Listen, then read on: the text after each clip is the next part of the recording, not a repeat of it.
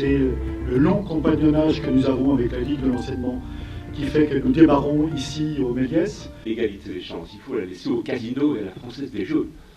Ça n'est pas les institutions publiques qui fonctionnent sur l'égalité des chances, elles fonctionnent sur l'égalité des droits, c'est leur horizon, et avant sur l'égalité des possibles.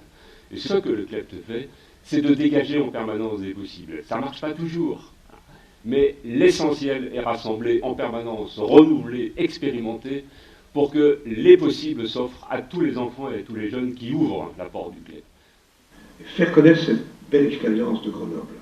Vous êtes des inventeurs et vous méritez à ce titre protection, reconnaissance et amitié. Bonne chance, belle journée et à très bientôt.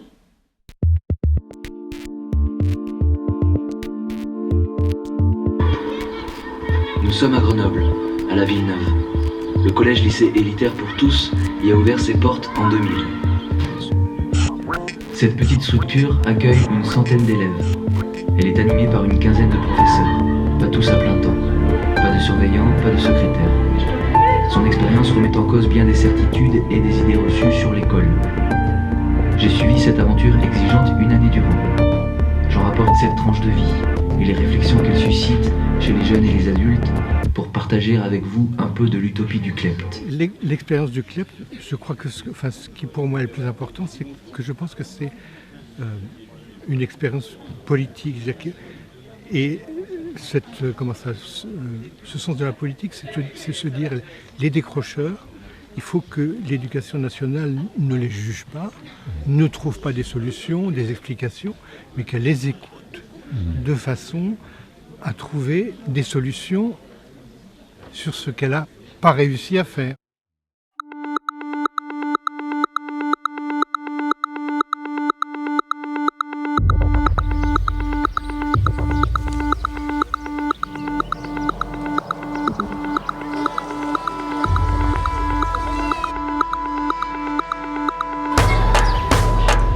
Donc on a voulu rendre visibles les ateliers culturels et éducatifs du CLEPT sur cette demi-journée. Donc on a organisé une déambulation où on a présenté une salle par atelier. Et ça donne des choses extraordinaires. Extraordinaires. Vraiment. Chaque année, on n'est jamais déçus.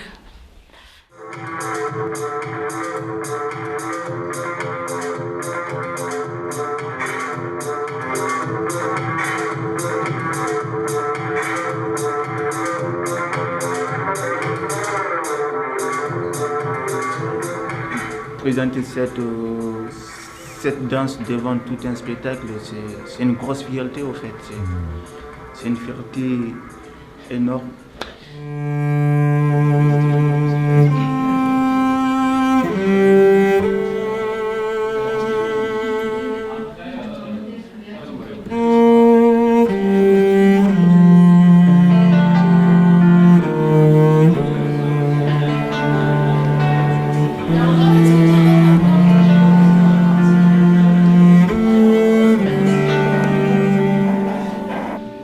C'est réconfortant, ça donne de l'espoir. Et puis moi ça me donne envie, je regrette un peu de ne pas être passée par ces endroits-là finalement.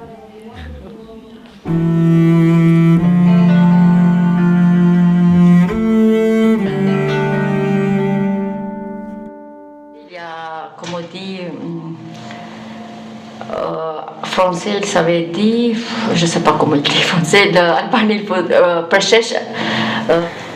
On a pu comprendre à travers leurs histoires, leurs différentes cultures et le respect qu'elles ont les unes pour les autres.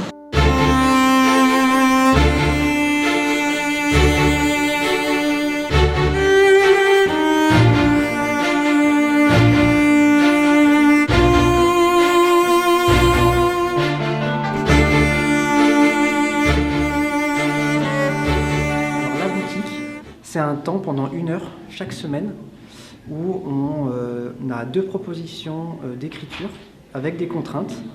On essaye, après 3 fois dans l'année, de mettre au propre pour pouvoir, par exemple, pour les 22 ans, afficher un bon nombre de textes. Alors là, c'est un nombre infime, parce qu'il y en a qui datent de 2007 comme d'aujourd'hui. Moi,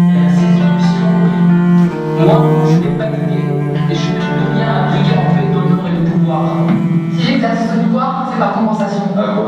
la bêtise et à la haine des dieux. La haine, comment soit la haine, le pouvoir n'est pas une solution, mais en attendant, beaucoup d'hommes meurent. Il fallait voir la sortie du théâtre, tout le monde était refait comme si on avait chopé notre bac alors que... C'est une émotion qu'on ne peut pas expliquer, quoi. Parce que moi, au début perso, quand je suis arrivé, l'atelier théâtre, mais qu'est-ce que je fous là? Qu'est-ce que je fais là? Oh là là, ça va pas marcher. C'est pas pour moi. C'est pas pour moi, quoi.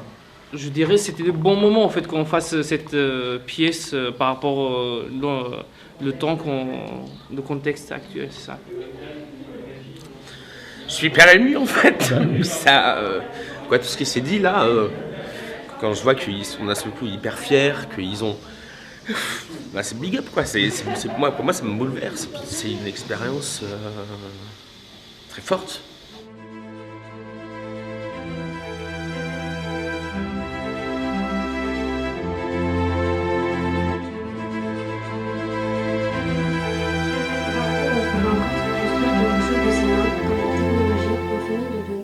Dessécher avec l'arrivée du numérique.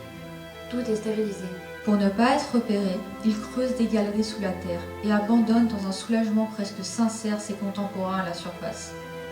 Le jeune prof était convaincu qu'avec la sophrologie, ça allait le faire. Il se perd dans cet infini. Le vide fait partie de lui. C'est l'aboutissement d'un long travail qui est la rencontre entre le Klept et deux écrivains que sont Aurélien Delceau et Nathalie Catane. Ils sont venus là pour l'instant beaucoup nous parler de leur choix d'écriture, des choix d'écriture qu'ils ont fait pour parler de l'école. C'est venu tout seul, c'était à l'école. Je crois que c'était là. Je ne viens pas pour battre ma coupe, mais il faudrait que beaucoup de collègues puissent venir très très vite vous voir. Faire la synthèse de tout ce qui s'est dit, ça me paraît très compliqué, mais ils viennent dire des dysfonctionnements, ils viennent dire des ratés, ils viennent dire des difficultés aussi, des difficultés à être enseignant, des difficultés à faire ce travail et des difficultés à être élève dans un système qui ne sait pas être accueillant. Ils viennent dire tout l'intérêt du Klept. Oui, exactement. Moi j'ai été 10 ans professeur, ouais. J'ai démissionné. Et le Klept Et le Klept, je regrette de ne pas l'avoir connu plus tôt. Il faudrait que ça puisse être découvert par des tas de collègues, c'est sûr. À un moment, il faut le faire le moins possible, mais de blesser un élève là où on n'a pas voulu le blesser.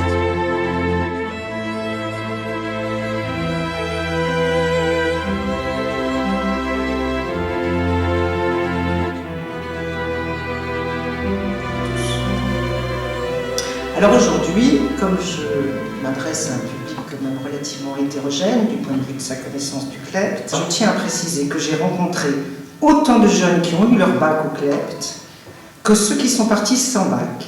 J'ai rencontré des jeunes qui étaient partis depuis longtemps du Klept. C'était ça mon idée, c'était quelle trace ça avait laissé. Et c'est vrai que avec des mots différents et des exemples différents et des histoires de vie complètement différentes, la plupart se rejoignent dans un certain nombre de propos. On parle d'une expérience qui leur a fait renouer avec de l'humain. Quand j'ai arrêté l'école, je pensais que tout ce qui s'offrait à moi, c'était un CAP ou un BEP. Enfin, en tout cas, quelque chose qui, à l'époque, ne me correspondait pas et vers lequel j'avais pas envie d'aller. Et en même temps, j'avais envie de faire des études. Et le Klept a rendu ça possible. Les ateliers? Ah bon? Ça existe. On nous propose des choses. On a le droit de choisir. Enfin, on peut s'exprimer dans une branche qu'on ne connaît pas forcément. J'ai fait 2 années d'urbanisme. Ça m'a permis de découvrir un métier et j'y ai pris goût. Ça m'a intéressé. Mais quand je suis partie dans cette recherche, je ne savais pas. Le rêve que nous avions fait en 96, quand toute cette histoire a commencé, d'une école publique, élitaire pour tous, humaine, etc. Eh bien oui, ce rêve a pris forme. Il n'y a pas d'âge pour réussir et ça m'a apporté bien plus de patience qu'avant. On voulait savoir justement si on avait eu des échos positifs. Je crois que ce soit parce qu'on sera pris au piège du déménagement pour nous dire, mais non, ce qui fut la belle aventure du Klept, c'est bien, c'est déjà depuis longtemps. Comment ça veut dire, hein, avec un mot qui est très pratique et très commode, ils disent tout projet doit évoluer. Donc ça va être l'occasion, je pense, de pouvoir avancer sur tout ça. Il va falloir être créatif, combatif, crier. Il va falloir être fort et on a besoin de tous. Aujourd'hui, après 22 ans d'existence, le CLEP ne peut plus être fermé aussi aisément. Il est connu, il a publié, il a fait des films, des colloques, etc. C'est plus compliqué. Donc ils ont trouvé une méthode douce mais extrêmement efficace.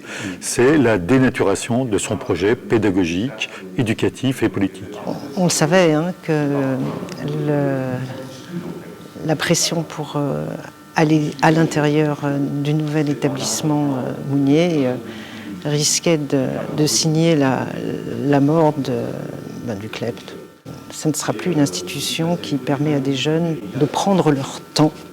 Voilà, et donc le côté rabougri de ce qui risque de se passer va dénaturer notre projet.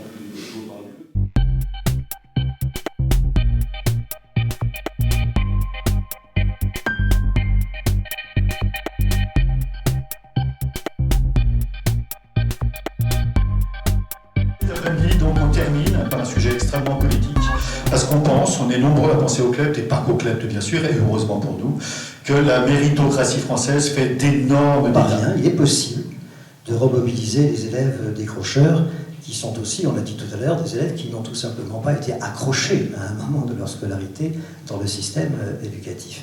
Et on voit bien que ceux qui continuent à défendre l'idée que des établissements expérimentaux, je crois que c'est votre cas, ont aussi vocation à être des lieux d'expérimentation pédagogique pour pouvoir changer le système traditionnel, ces établissements-là, en réalité, se raréfient. Le CLEPT dit qu'il n'y a pas de destin au berceau et il y a un destin nulle part jamais.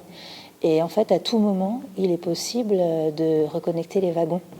Donc évidemment, c'est un discours qui ne va pas du tout dans le sens de ce qui est porté politiquement, c'est-à-dire un modèle plutôt néolibéral, un modèle de tri social, un modèle qui consiste à dire que chaque enfant a un destin au berceau et doit pouvoir être satisfait d'être à la place où l'école le met.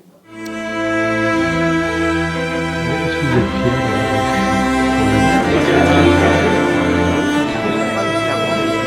Thank you.